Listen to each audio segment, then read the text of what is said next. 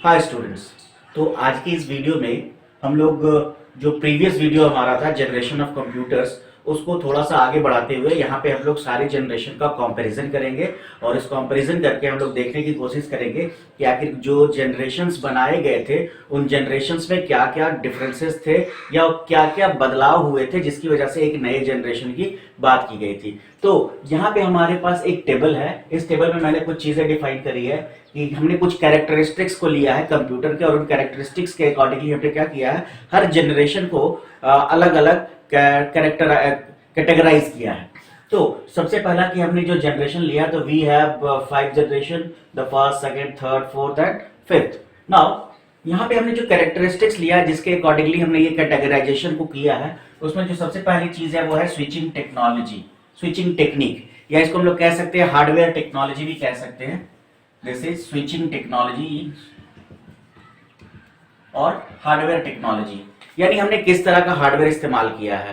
Processing के लिए जो हार्डवेयर यूज हो रहा है उसको हम लोग हार्डवेयर टेक्नोलॉजी कह रहे हैं, तो या स्विचिंग टेक्निक कह रहे हैं। स्विचिंग टेक्निक हम उसे कह रहे हैं जो हमारा कंप्यूटर के सिस्टम को 0101 को प्रोसेस करने में जो मदद करता है, that is called switching technology. इसके बाद हमने मेमोरी के साइज को लिया है। अगेन जो कंप्यूटिंग कैरेक्टरिस्टिक्स होती है किसी भी कंप्यूटर की कि कितना कंप्यूटेशन कर सकता है, उसकी स्पीड क्या होगी, ये सारी चीजें। इसके बाद हमारे पास कुछ फिजिकल कैरेक्टरिस्टिक्स है उस कंप्यूटर के रिगार्डिंग और कौन सी सॉफ्टवेयर टेक्नोलॉजी यूज की गई। तो सबसे पहले हम लोग यहाँ पर ये समझने की कोशिश करें कि जो हमारा जनरेशन था उस जनरेशन को कैटेगराइज करने के पीछे जो बेसिक चीज थी वो थी स्विचिंग टेक्नोलॉजी। और ये जितनी टेक्निक्स या जितने कैरेक्टरिस्टिक्स आप देख रहे हो सारी की सारी चीजें इस स्विचिंग टेक्निक पे ही बेस्ड है। अगर ये स्विचिंग टेक्निक में डिफरेंसेस नहीं आते तो ये सारे जो कैरेक्टरिस्टिक्स देख रहे हो वो कैरेक्टरिस्टिक्स आपको नहीं मिलते। तो ये जितने सारे कैरेक्टरिस्टिक्स है due to this switching technology ही है।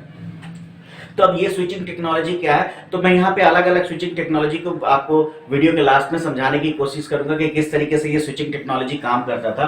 फिलहाल यहाँ जो हमारा कंपैरिजन है इस टेबल में उसको समझने की कोशिश करते हैं। तो जो सबसे पहला हमारा फर्स्ट जनरेशन का कंप्यूटर था उसके कुछ एग्जाम्पल्स मैंने यहाँ लिखे हैं, यूनिवैक और ENIAC मशीन। ये पहले कंप्यूटर थे जो बनाए गए, यूएस में बनाए गए, और ये दोनों फर्स्ट जनरेशन के कंप्यूटर कहलाते हैं। और यहाँ पे जो स्विचिंग टेक्नोलॉजी यूज हुई थी वो वैक्यूम ट्यूब था। वैक्यूम ट्यूब क्या होता है? वैक्यूम ट्यूब बेसिकली अगर आपने आई थिंक आप लोगों को देखने को नहीं मिला होगा, मैंने वैक्यूम ट्यूब्स देखे हैं इसलिए मैं आपको बता पा रहा हूँ। बेसिकली जो वैक्यूम ट्यूब्स होता था वो एक बल्ब की तरह होता था, एक बल्ब होता था, छोटा बल्ब, साइज उसके वैरी करते थे। तो एक CFL अगर आपने देखा होगा तो उसी तरीके का एक बल्ब होता था। बेसिकली ये है एक वैक्यूम ट्यूब और इसमें कुछ इसके आउटपुट लेग्स होते थे और यहाँ पे एक एनोड होता था और यहाँ एक फिलामेंट होता था। ठीक है, अब होता क्या है कि इस वैक्यूम ट्यूब का काम करने का तरीका ऐसा होता है कि ये फिलामेंट जो होता है वो फिलामेंट हीट होता है। जैसे ही हीट होता है तो यहाँ पे जो आपका एक एनोड लगा हुआ है वो क्या, कैथोड है, वो क्या कर रहा है, यहाँ से इलेक्ट्रॉन सप्लाई करेगा। और इलेक्ट्रॉन सप्लाई करेगा मतलब करंट का सप्लाई हुआ। बेसिकली यही है ना, what is current, flow of electrons. तो इलेक्ट्रॉन्स का सप्लाई होना या नहीं होना, 0 और 1 का मतलब क्या है, करंट का सप्लाई होना या करंट का सप्लाई नहीं होना। आप स्विच को ऑन ऑफ करते हो ना तो क्या होता है, बल्ब जलता है या नहीं जलता, यानी करंट जा रहा है या करंट नहीं जा रहा है। तो यहाँ पे इस तरीके से क्या किया जाता था कि यहाँ से इलेक्ट्रॉन्स पास कराए जाते थे, हिट किया जाता था तो इलेक्ट्रॉन पास होता था, फिर उसको रोक दिया जाता था तो इलेक्ट्रॉन पास नहीं होता था। तो इस तरीके से क्या होता था कि यहाँ पे करंट को हम लोग कंट्रोल करते थे। Switching technology is what, it is current control technology, कि हम लोग करंट को कैसे कंट्रोल कर सकते हैं। आज आप वो लाइट्स देखते हो ना, पिक्सल वाले लाइट्स जो बहुत डिजाइन से चेंज करते हैं, वहां पे भी क्या होता है ना, हम लोग आईसी की मदद से उन सारे लाइट्स के करंट को कंट्रोल करते हैं। तो वो कोई आकर एक चित्र बनाता है या कोई एक ग्राफिक्स तैयार करता है, ठीक है ना, एक कुछ आपने जो डिजाइन बनाया वो डिजाइन वहां पे आपको डिस्प्ले करता है। तो इस तरीके से वैक्यूम ट्यूब काम करता था। अब चूंकि ये बल्ब और फिलामेंट है तो क्या होगा ना, ये एनर्जी भी ज्यादा लेगा, यानी ज्यादा पावर लेगा,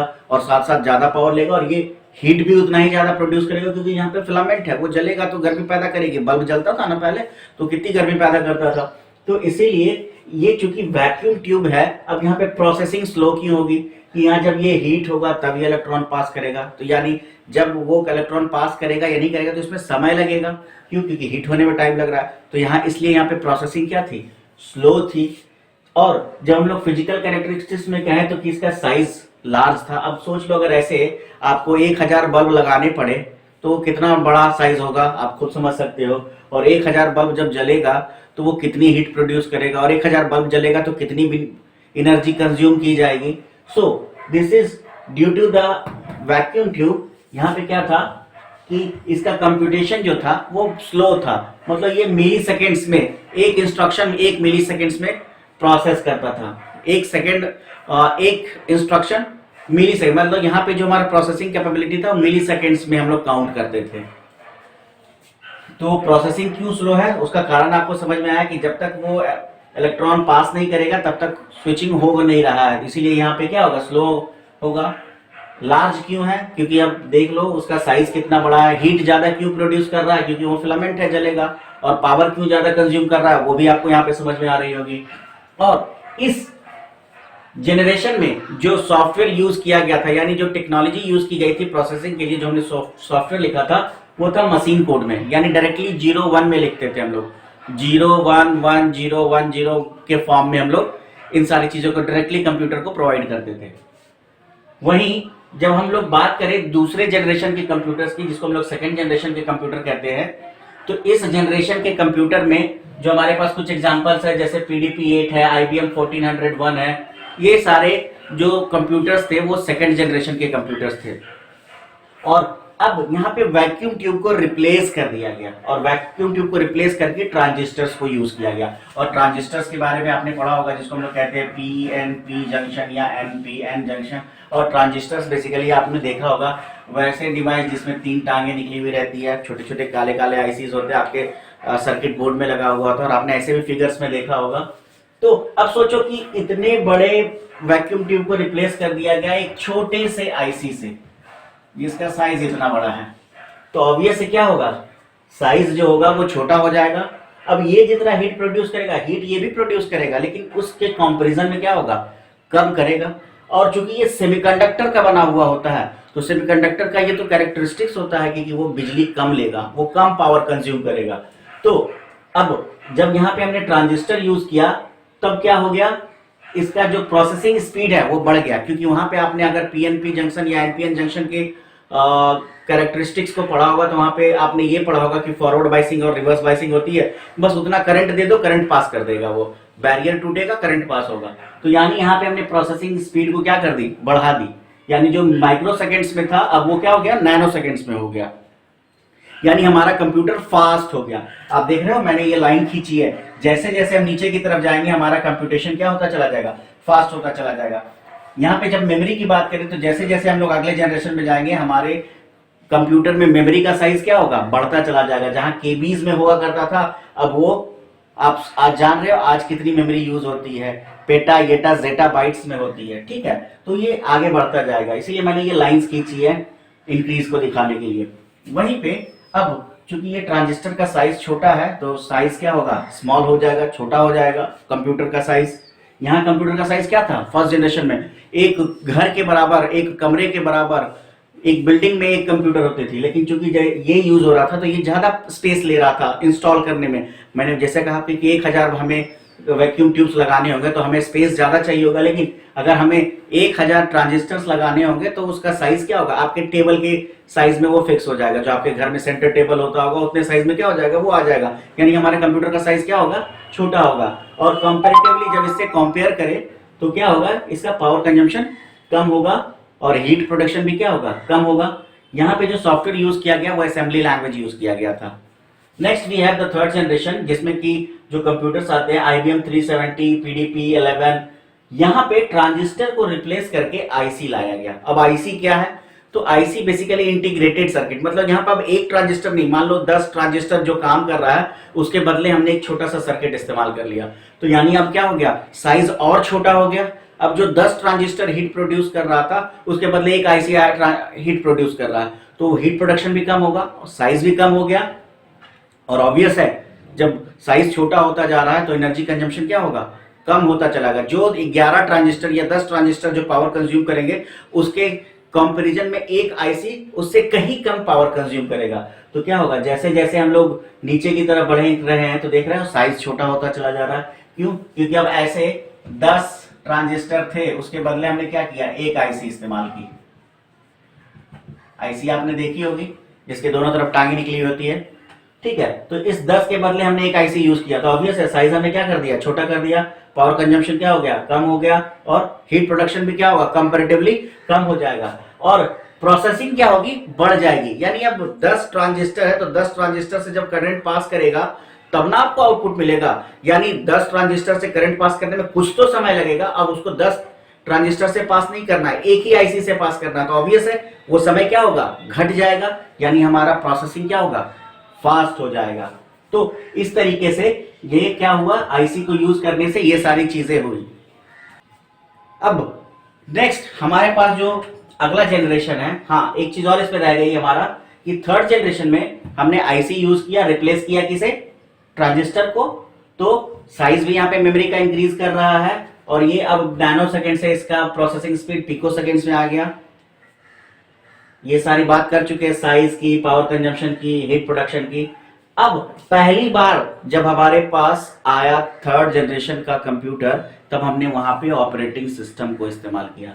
पहले यहाँ पे ऑपरेटिंग सिस्टम नहीं इस्तेमाल होते थे, यहाँ पे जो अलग ऑपरेटिंग सिस्टम का कॉन्सेप्ट अलग था यहाँ पे, कि जितना टास्क है उसके अकॉर्डिंगली एक इंटीग्रेटेड सॉफ्टवेयर बनाया जाता था और उससे आपका टास्क एग्जीक्यूट होता था। ऑपरेटिंग सिस्टम का कॉन्सेप्ट नहीं था, यहाँ पे ऑपरेटिंग सिस्टम पहली बार इंट्रोड्यूस किया गया।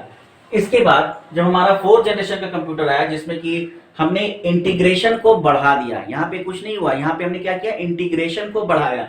यानी जो हम आईसी यूज कर रहे थे तो आईसी में 10 से 12 कंपोनेंट लगे हुए होते हैं, वो बढ़ के अब लाखों कंपोनेंट में आ गए। मतलब एक चिप पे लाखों कंपोनेंट, 10 लाख कंपोनेंट तक एक आईसी पे हो सकते हैं, ठीक है। आज के डेट में इंटीग्रेशन इतना ज्यादा है, तो अब सोच लो जहां पे 12 कंपोनेंट लगे हुए थे वहां अगर लाखों कंपोनेंट लगे हुए होंगे छोटे से आईसी पे, तो साइज का क्या होगा, साइज बहुत छोटा हो जाएगा, पावर कंजम्पशन बहुत कम हो जाएगा, हीट प्रोडक्शन बहुत कम हो जाएगा, और स्पीड की जब बात करें तो स्पीड यहाँ पे काफी बढ़ चुकी है, जैसा कि आज के डेट में आप कंप्यूटर अपना इस्तेमाल कर रहे हो। और मेमोरी साइज ये तो पता है कि ये धीरे धीरे बढ़ता ही चला जा रहा है। नाउ यहां पे जो हमारा फोर्थ जनरेशन का कंप्यूटर था, पहली बार कॉमर्शियल पर्पस के लिए इसका इस्तेमाल किया गया। इसके पहले तक जितने भी कंप्यूटर्स थे वो साइंटिफिक एप्लीकेशन के लिए यूज किए जाते थे या रिसर्च पर्पस के लिए यूज किए जाते थे। यहां पे पहली बार बिजनेस एप्लीकेशन के लिए कंप्यूटर्स का इस्तेमाल शुरू हुआ, और यहां से जो आज आप कंप्यूटर देखते हो वो कंप्यूटर का नाम है IBM PC। और पहली बार ये IBM PC, जो आप PC कह रहे हो ना, बेसिकली ये एक डिजाइन था IBM ने जो डेवलप किया था। तो IBM PC और एप्पल ने मैकिंटोश इंट्रोड्यूस किया, तो फोर्थ जनरेशन का ये दोनों कह सकते हैं पहला कंप्यूटर था जिसको हम लोग इस्तेमाल कर रहे हैं आज तक। And the last one, the final one, fifth generation के कंप्यूटर, जहां पे अब इंटीग्रेशन को और बढ़ा दिया गया, यानी very large, ultra large scale integration से सुपर लार्ज स्केल इंटीग्रेशन तक हम लोग पहुंच गए हैं। और यहाँ पे जो प्रोसेसिंग कैप है वो पैरेलल प्रोसेसिंग का कॉन्सेप्ट आ गया, मतलब कि यानी अब एक प्रोसेसर नहीं है, कई सारे प्रोसेसर एक साथ मिलके काम करेंगे, तो this is called parallel processing. और कॉमर्शियल पर्पस यूज के अलावे यहाँ पे अब बहुत सारी चीजें बढ़ गई है, कॉमर्शियल साइंटिफिक को कंबाइन भी कर दिया गया है। और हमने यहाँ पे जो सबसे इंपॉर्टेंट चीज है फिफ्थ जनरेशन के कंप्यूटर के साथ वो ये है कि हमने डिसीजन मेकिंग कैपेबिलिटी इंट्रोड्यूस की इन कंप्यूटर्स में, जिसको हम लोग कहते हैं AI, आर्टिफिशियल इंटेलिजेंस। यानी अगर किसी कंप्यूटर में AI की कैपेबिलिटी है, वो डिसीजन खुद से ले पा रहा है, इसका मतलब वो फिफ्थ जनरेशन के कंप्यूटर्स में आ चुका है, ठीक है। तो ये बेसिकली हमारा जो जनरेशन ऑफ कंप्यूटर है इसका एक कंपैरिजन है, और इस टेबल से आप पांचों जनरेशन को अच्छे से डिफाइन कर सकते हो अलग अलग लिख के, इसमें ये टेक्नोलॉजी थी, ये टेक्नोलॉजी थी, ईयर मैंने पिछले वीडियो में बता दिया। तो आप कोशिश करो कि इसको अच्छे तरीके से एक बार स्टडी करो, इस टेबल में जितनी सारी बातें हैं, ठीक है। तो इस वीडियो में इतना ही, थैंक यू।